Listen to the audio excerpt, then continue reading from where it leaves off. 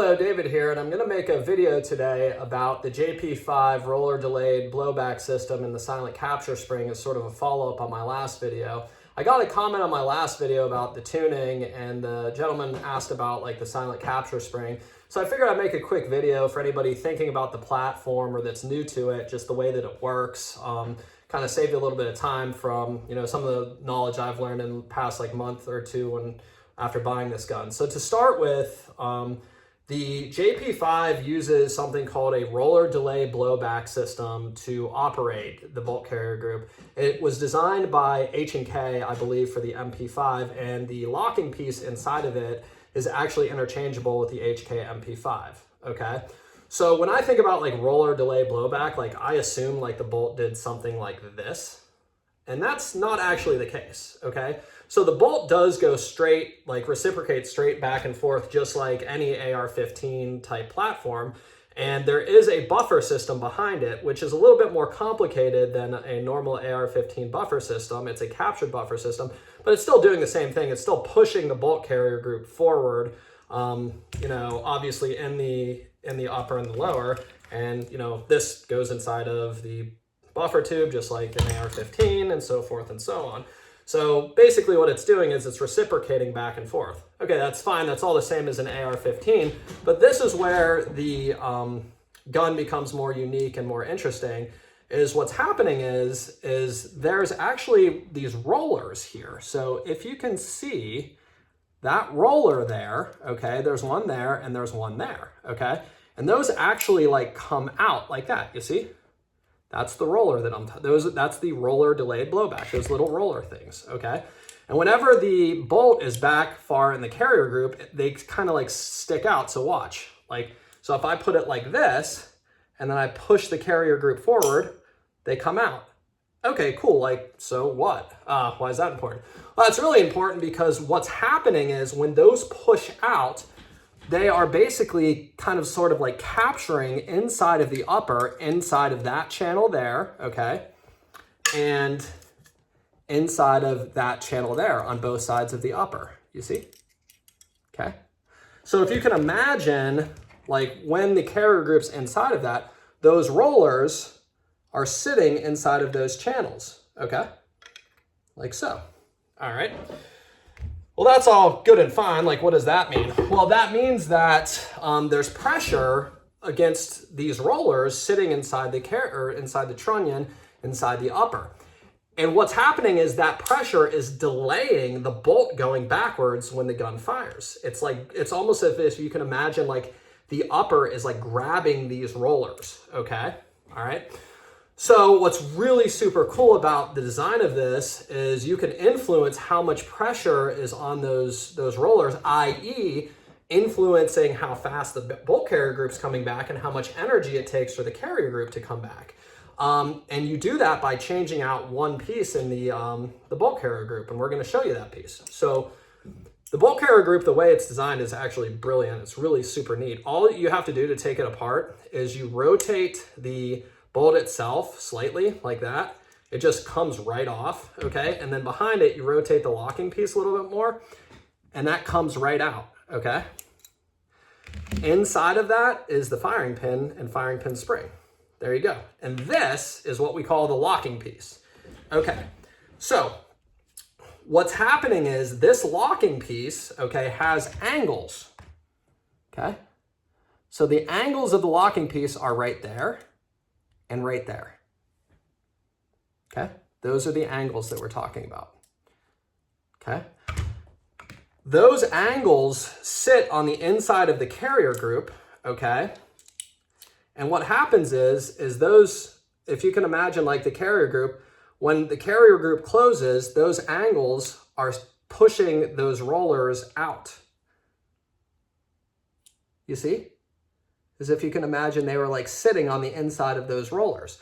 The angle of this influences how much pressure it takes for those rollers to like kind of push in, okay? That is critical for the recoil of the gun, okay? Because what happens is the more pressure or the more of a steep angle or excuse me, a less steep angle that you put on here, the more pressure. So like the 60-degree locking piece puts the most pressure against these rollers, okay? Again, if you can imagine, you know, that's sitting inside of there and those pushing those rollers out. And again, those rollers are sitting inside of the upper, okay? Inside of the trunnion there. And those channels, all right? And that's influencing how much energy it takes for the bolt to blow back, okay? That's the roller delayed blowback system. Mean Arms has the bearing delayed blowback system, which is the same design, except there's 3 ball bearings instead of 2 rollers. Same kind of idea though. So what's really cool and really interesting is changing out this locking piece, okay, which by the way, this is the 80% locking piece that comes in the gun.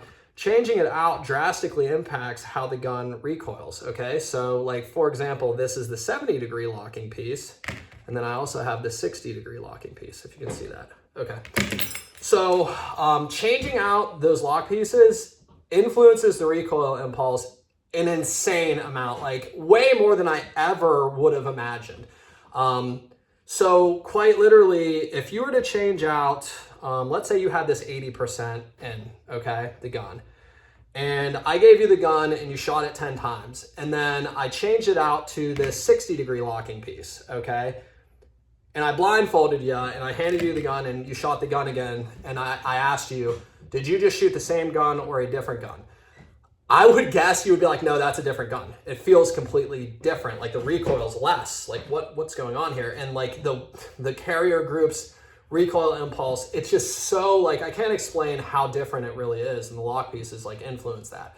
So, and that's awesome because think about it. It's actually really cool if you think about it. So like changing this out to this in the carrier group, and the only difference between this and this is 20-degree angle on its shoulder. Like that tiny minuscule amount of material, like changing that changes the entire gun's feel and how it's recoiling. Like that is freaking awesome to me. I think that's so cool. And it really like makes a difference when you're shooting the gun too, like really makes a difference. So it's really key that you, in my opinion, when you pick up the gun, I strongly recommend getting additional lock pieces. Again, it comes with the 80. I strongly recommend grabbing the 70 and the 60, okay? So the 80-degree lock piece is like the kind of will work with any ammo one, which is definitely true. The 70 degrees like, hey, get a little bit better recoil, but it's gonna not work with certain like lower powered ammos. And then the 60-degree isn't gonna work at all with like lower power factor ammo. Well, I shouldn't say that, but that's the idea, is like the lower the degree, the like more like recoil, or the more energy it needs in order to function. So I'm going to talk next about this buffer system and about the springs, okay? Because that's what the question was about, and I want to cover this part of the gun as well. So again, if you can imagine, like the bolt carrier group like kind of goes back and forth, you know, just like a normal AR. It's just, you know, it just goes like that, like back and forth, right? Okay, so you can also tune this with different springs. So there's different spring packs that JP makes. The first one is the JP5 Pack 10. That's the AR-15. That's that one. Or excuse me, the AR-10 kit. And that has the heaviest springs. That has, and let me check here, the 100% spring, the 105% spring, and the 110% spring. So those, you know, would go in the middle of this, and you can take this apart. There's just basically like a screw right there. So there's the heavy springs, and then the other pack JP makes is the JP5 Pack 15. So that's that one right there. Okay, if you can see that. That comes with 5 springs, the AR-15 80%, 85%, 90%, 95%, and 100%. So it comes with these 5 springs here, as you can see. And they're all like color coded, which is pretty cool. The gun itself comes with the 85% spring installed in it. Okay, so the 85% spring comes in this, like installed. And interesting, or the 85%, I think I said that, 85% spring comes installed. Okay, and the 80-degree locking piece comes installed in the gun for the most part, and like in my model, which was like the Steel Challenge model. What I found with these silent capture springs is that changing them from like the heaviest, like I went from like the 110 to 80, didn't change the recoil that much to me. Like very little, if any. The key to changing the recoil, in my opinion, is changing the lock piece. They also make like different weights. I haven't messed with that yet either, full disclosure. So basically, like what I found was the springs and the spring and the silent capture spring didn't influence recoil a lot. But what it did influence, and I noticed this in a lot of different ammo, it influenced how far the brass was ejecting. Now, you would think logically, okay, well, if the brass is ejecting less far away, the bolt carrier group's going slower, that should influence the recoil.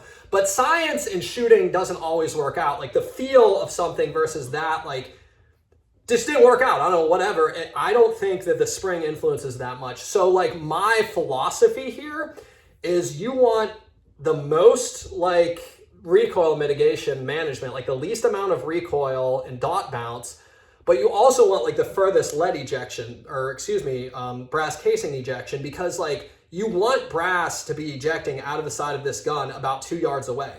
That means that the bolt carrier group's going back far enough and having enough energy to be reliable.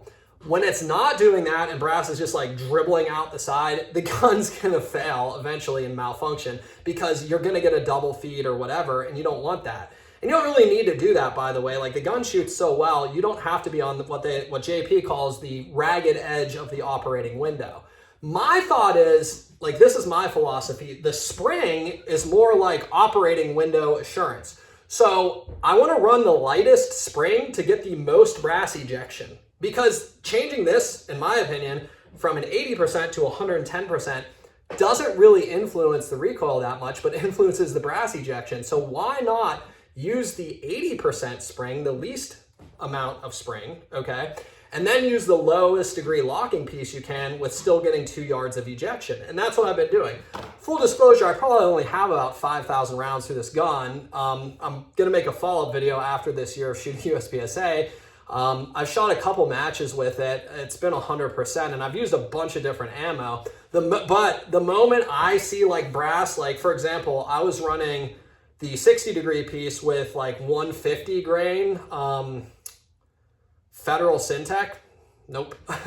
The brass started dribbling out of the gun. I'm like, yeah, that's not gonna work. There's no way that this ammo is powerful enough. And I actually ran it just to test it, and it failed in like 13 shots. Like it was really obvious it was about to fail. And when I say fail, it just like, I think it just like double fed, or like failure to eject around, like failure to eject the brass casing. So it's actually like relatively easy to tell if the gun is in like its operating window, because when you're like, you can literally just stand there and shoot, boom, boom, boom. And if you're like, you're kind of like watching the brass go out, if the brass is making it like, let's say roughly like 2 yards or 6 feet like away from you, you're probably good to go. But if it's like, okay, good, oh, one just like fell down like a foot from my foot, yeah, the gun's, nope, don't do that. Because it's not gonna be that reliable. I mean, it's not a safety thing, it's more like, hey, this gun's not going to feed the next round when you need it to, and that's problematic in a match. So yeah, that's why I use like the lightest spring, because I kind of just feel like the spring is more, at least in my experience, more like giving me some like, hey, reliability boost, because it's going to be pushing for this to come backwards. It's going to take the least amount of force with the 80% spring. And that's going to give up me better brass ejection, while the locker is really the thing influencing the recoil. Now, I've only had the gun a month and a half. Max Leo Grandis' video, he says he messes around with these springs a lot and tunes with the gun with these springs a lot. And I think he like just kind of like leaves the 70-degree in it and then messes with the springs.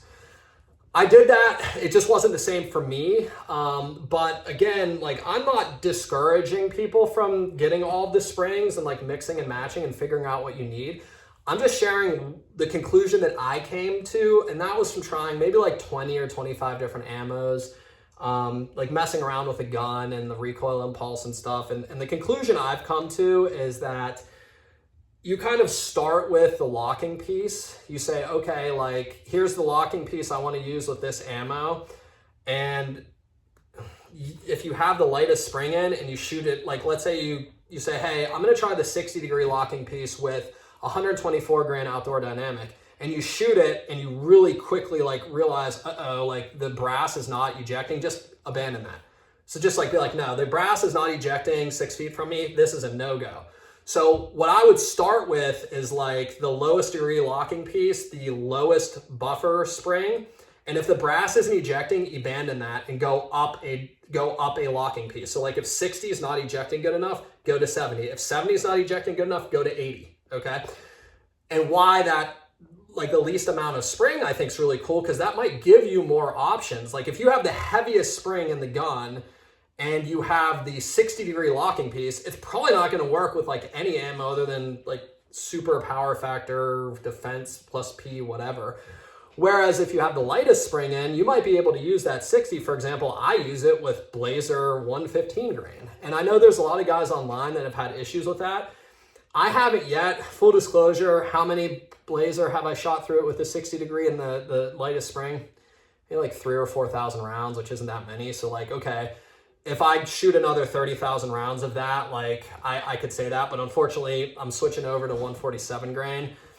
Zeroed ammo, so like I don't know if I'm gonna be able to comment on like the long term of that, but I can say with like 3,000 to 4,000 rounds of Blazer, it worked pretty well. The moment it malfunctions, I would abandon that combo and I would then go up a lock piece and then flip out for the 70, and you'd probably be good to go at that point. So that's my philosophy. Why put more spring behind the bolt when it's not really influencing the recoil that much, in my opinion, and all it's going to do is give you like a kind of more narrow operating window for reliability. Why not get the extra reliability out of the lighter spring, and then in turn you can, you know, go down maybe a little bit more in your locking piece. That's kind of my philosophy at this point. The other thing is, like, ammo is super subjective and a super personal thing. Don't just, you know, obviously I'm saying what's working for me as like this is a starting point. This is not like, this is how you do it, like there's no other way. If you found a better way, or you're like, no, you know what, like the 100% spring works better because of X, Y, and Z, like that's fine. And if you're shooting the gun and that works for you, like awesome. And you might like love 124 grain ammo in this gun and I don't, you know, like whatever. This is just kind of like the things that I've figured out. And when I first got this gun, like I thought roller delayed blowback meant this. So like I literally started with like no knowledge, and it was a little bit, it wasn't super difficult, but I had to like watch JP's videos. I watched Max's videos. Like it probably took me like 10 hours to really get like a ton of information about this to like figure it out. Also with just like taking the gun apart and doing all that stuff.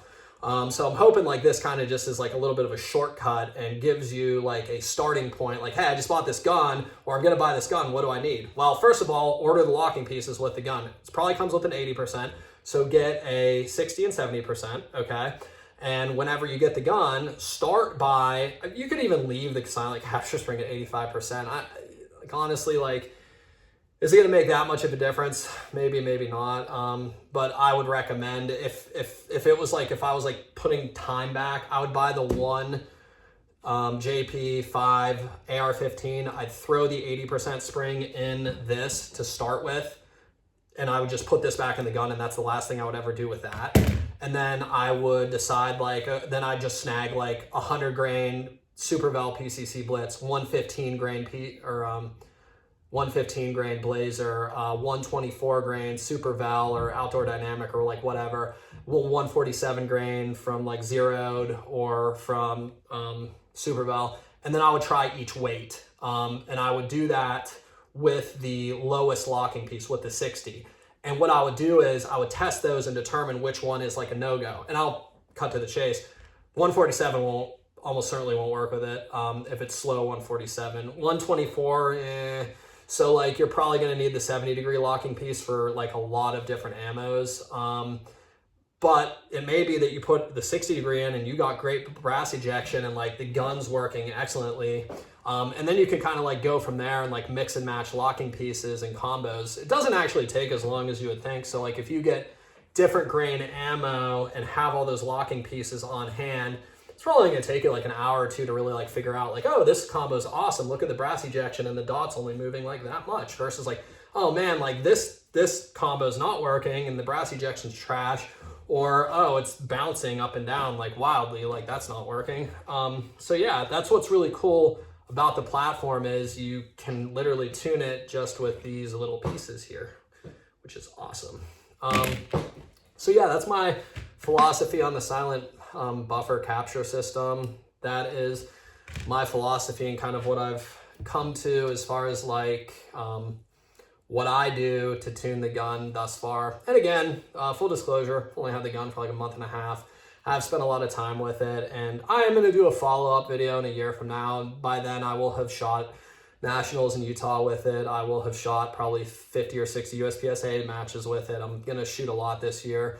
So I'll definitely update this video at that point. Any comments or questions about like the roller delay blowback system, about the locking pieces, or like ammo combos with the locking pieces, throw that in the comments. I tested a ton of different ammo, so it's possible like what you're asking about I may have tested, and I hope that sheds some light on like kind of the way that I've done things.